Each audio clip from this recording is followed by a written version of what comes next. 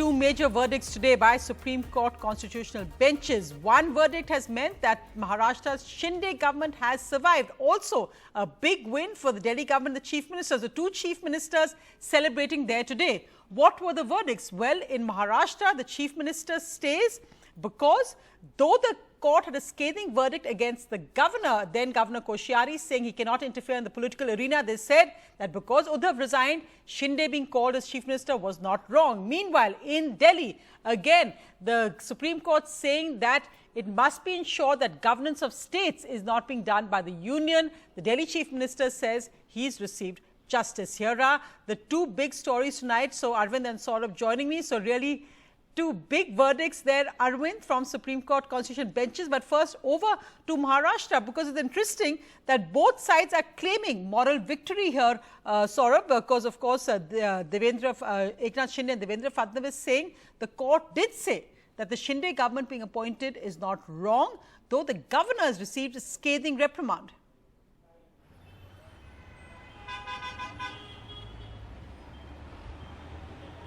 Saurabh, go ahead.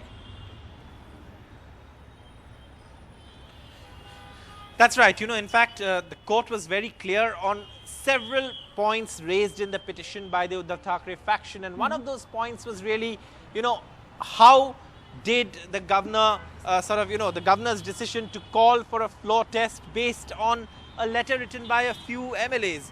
That is something that the Supreme Court have taken objection to, saying that there was nothing concrete that showed that Uddhav Thackeray had lost the confidence of the assembly. But have Uddhav Thackeray not resigned, the Supreme Court could have been inclined to restore the status quo. But now the Supreme Court says since he resigned, the governor was right in calling the next, largest group which had the majority in the House to try and form government. But with the Supreme Court's observation on the governor's role, on who should be the whip, political party appointing the whip, political party and not legislature party should be taken into account. These are petitions, these are points raised in the Uddhav Thackeray petition, which is why Uddhav Thackeray is claiming moral victory, saying this is a victory of democracy. But at the same time, Eknath Shinde is saying, look, our government is legal, we've got the stamp of approval from the Supreme Court, and that's a victory that we can celebrate. Right, and of course, the interesting point is that the speaker is the decider in the disqualification. Now, remember, disqualification will not affect numbers for the Shinde government and the BJP government. But, of course, if the Maharashtra chief minister is disqualified, that's a big if. But what the Supreme Court has said, that the speaker should look at the judgment of the Supreme Court. The principles made that the whip appointed was illegal. Let's just look at the big highlights.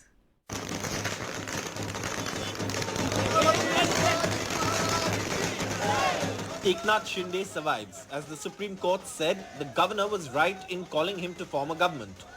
आज के जीत ने जो बार-बार घटना बाह्य गैर कानूनी सरकार बोल रहे थे उनको मुंह तोड़ जवाब and submitted his resignation. The court said Uddhav Thackeray's plea to restore status quo could not be done as he had resigned instead of facing a floor test. Uddhav Thackeray, who had to resign last year after Shinde's rebellion, called for the immediate resignation of the chief minister, which drew a sharp retort from the deputy chief minister Devendra Fadnavis.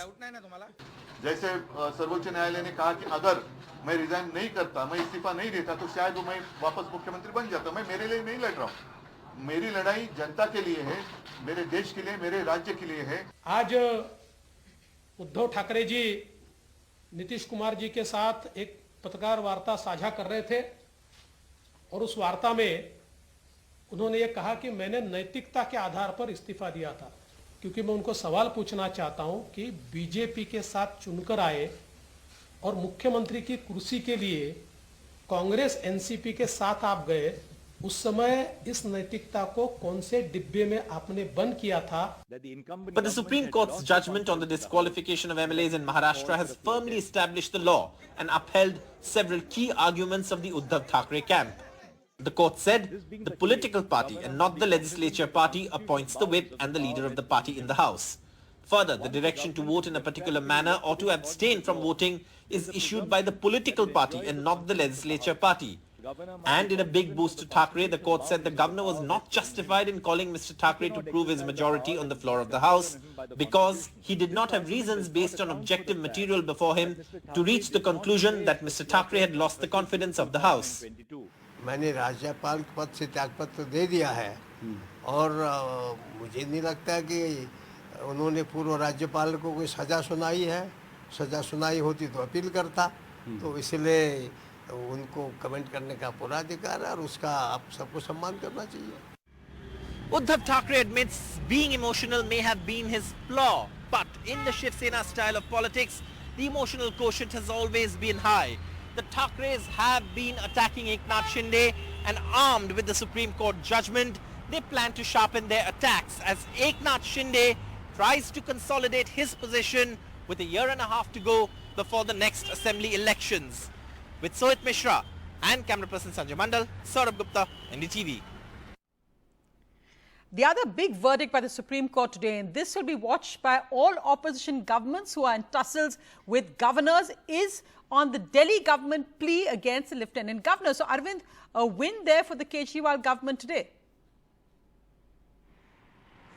Yeah, Sonia, not just in Maharashtra, even same happy faces in Delhi also, with Delhi government securing a big win from the Supreme Court when it comes to control over bureaucrats. Earlier, based on the judgment, there was a tussle between the centre government through LG and also the Aam Aadmi government in Delhi, which is the elected government in Delhi.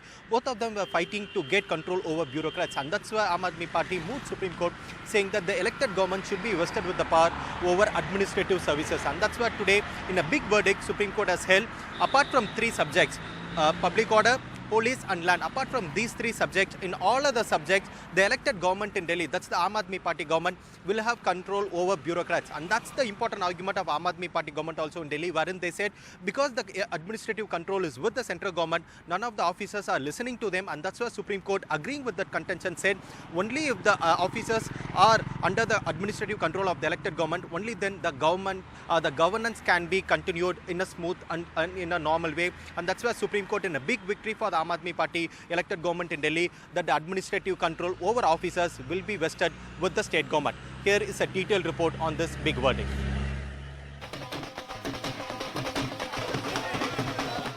Laddus for Arvind Kejriwal at the Delhi Secretariat and celebrations at the Aam Aadmi Party office in Delhi hours after a Supreme Court verdict on the powers of the Delhi Lieutenant Governor gave the Delhi government a major win.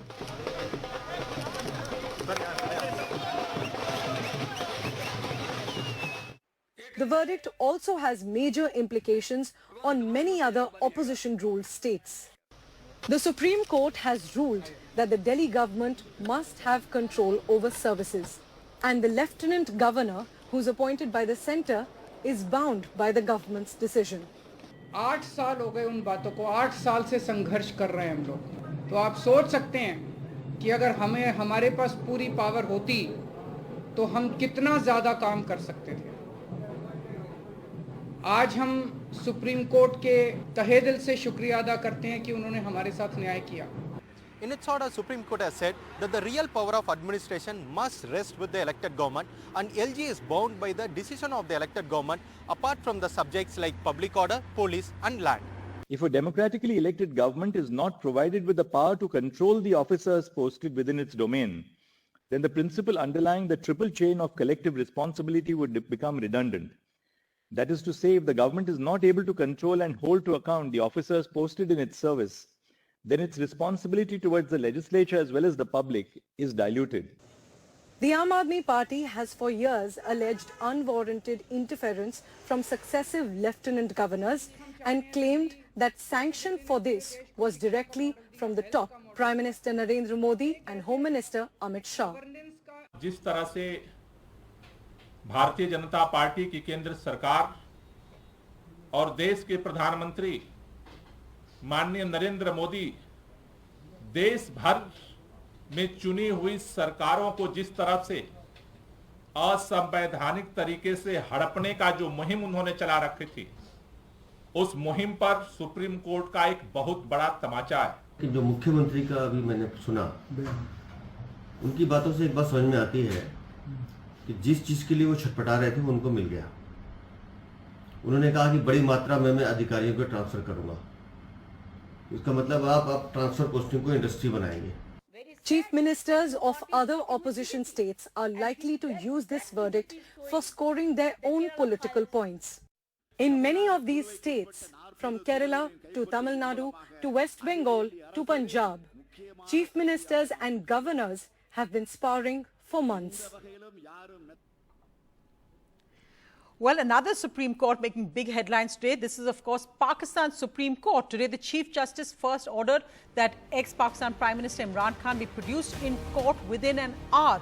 When the police produced him, Imran told the court how he was beaten in custody, treated as a terrorist. The court ordered him immediate release for him, saying no one can be arrested from a court, and allowed him to go home, saying that he's under the protection of the Supreme Court. There we see Imran Khan being produced in court. Maha, what are the implications of this? Because already we've seen the Pakistan rupee has crashed with the uncertainty in Pakistan, and the ex-Prime Minister's daughter, Maryam Nawaz Sharif, the current Prime Minister's niece, attacking the Chief Justice, saying, why don't you just join Imran Khan's party like a mother-in-law? So this isn't over. Yes, absolutely. And in fact, the Information Minister has now said that there will be people who will enter the homes of judges if Imran Khan is allowed to go scot-free in this case or be released. So clearly a bizarre turn of events there, with the civilian government in fact threatening the judiciary as well over there. But the Supreme Court has acted in favor of Imran Khan today, in favor of the PTI, saying that the arrest was illegal, and the manner in which it was done from the Islamabad High Court was deplorable, and that he should be allowed to go free. Meanwhile, the Pakistani rupee has tumbled to its lowest 3.3%, 300 Pakistani rupees per dollar at the moment. This is because of the violent, chaotic scenes that we have been seeing, Sonia. At the moment, this is a deep embarrassment for both the government and the Pakistani army that the Supreme Court has stepped in and made such strong observations and have asked for Imran Khan to be released. Right, Mahan. Of course, the other big headline is your exclusive with the US ambassador today. What's the big headline there? Well, the big headline is that he says that US and India share the concern, US rather shares the concern of India as far as the line of actual control, the friction in Eastern Ladakh with China is concerned. He's also spoken about the visa issue, saying that President Biden himself asked Eric Garcetti to go to India and fix that problem. Sonia.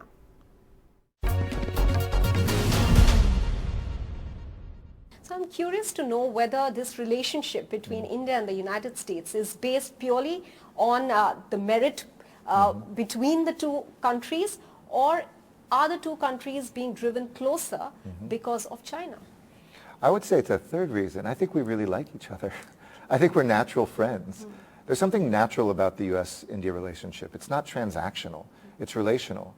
Secondly, then we realize not only do we have an affinity for each other, but we do have mutual interests, and it's never going to be defined by any outside party. We might have China or others where we have the same worries. For you, it's the borders. We share those concerns for you, but we both share the concern of any one country in the world manufacturing all of the solar cells or controlling all of the critical minerals. We have a mutual interest in making sure that that's shared across all of our borders. But I really do think it stands on its own merits, on its own affinity, and on its own warmth. And to me, that gives me a lot of confidence. This isn't about a strategic moment. This is about two countries and two peoples that want to spend the next century together. Important statement there from the US ambassador in his first interview in India to NDTV. Meanwhile, the other big headline, well, a big jolt from Odisha Chief Minister Naveen Patnaik to a plan for an opposition alliance for 2024. Naveen Patnaik meeting the Prime Minister in Delhi today about an airport in Puri, came out afterwards and said that the Biju Janata Dal will go it alone in both the Lok Sabha and the Assembly elections. This coming just days after Bihar Chief Minister Nitish Kumar travelled to Odisha to try to convince Naveen Babu to join an opposition alliance. And what will be the position of the Biju Janata Dal then in the coming elections? You will go it alone in the Assembly and Lok Sabha elections? That has always been our principle. Bhubaneswar is getting too much traffic now, and we definitely want an expansion. And this Prime Minister said he would help in every way possible As I said, we've already outlined the boundaries of that airport.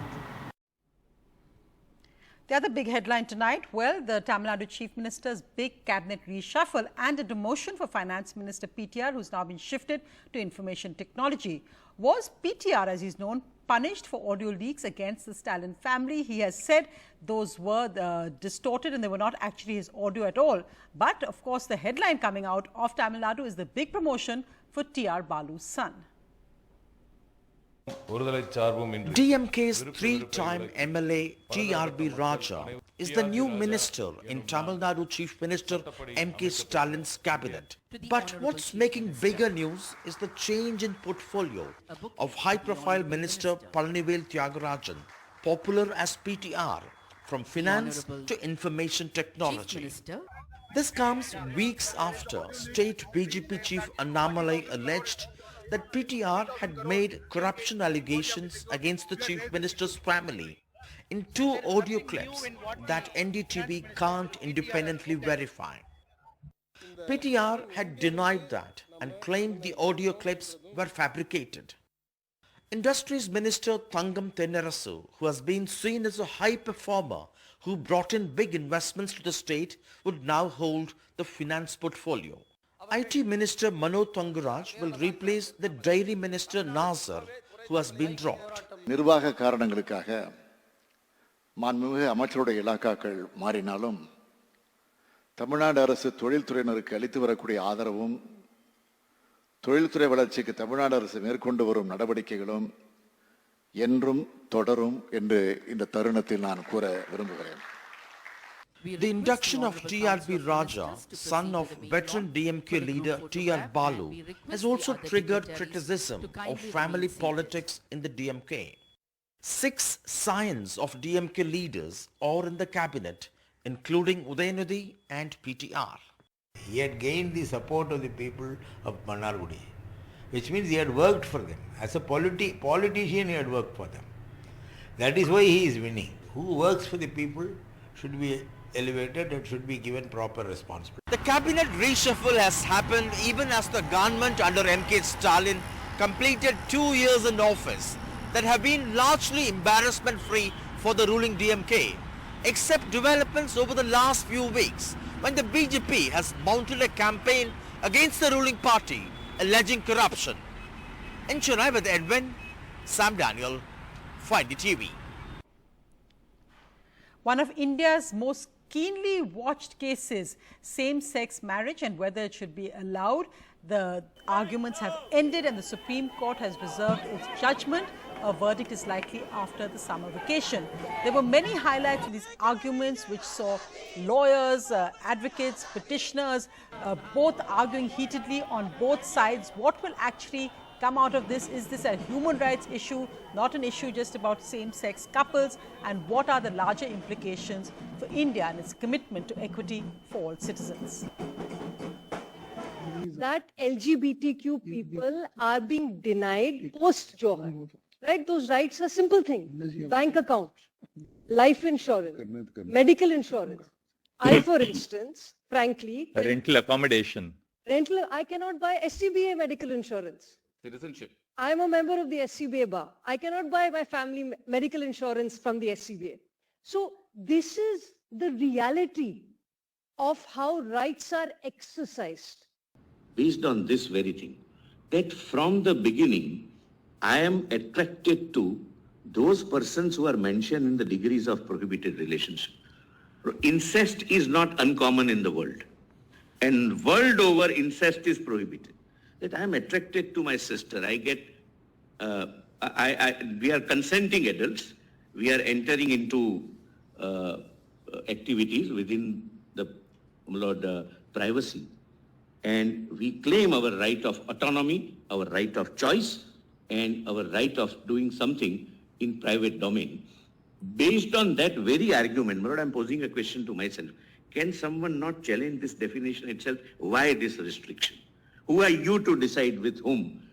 I have my sexual orientation. It may be, my Lord, a little far-fetched. That would be far-fetched. Lord, we used to treat reasonable restriction. You can't have. We used to treat even this as far-fetched. But, you know, Mr. Solicitor, sexual orientation or your autonomy as an individual can never be exercised.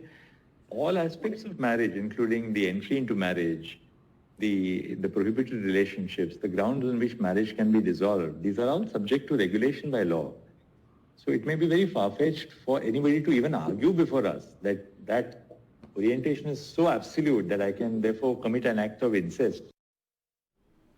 Some of the highlights of the arguments in that landmark case, the verdict now likely after the court's summer vacation. A quick look at business news. Well, the markets are slightly down today, ending still above 61,000. The Nifty also falling slightly, closing at 18,297. The other big news is that Adani Enterprises shares surged over 5% in trade amid news that the board of Adani Enterprises will consider a proposal to raise funds on Saturday to consider and approve the proposal of raising of funds by way of issuance of equity shares or any other eligible securities through permissible modes.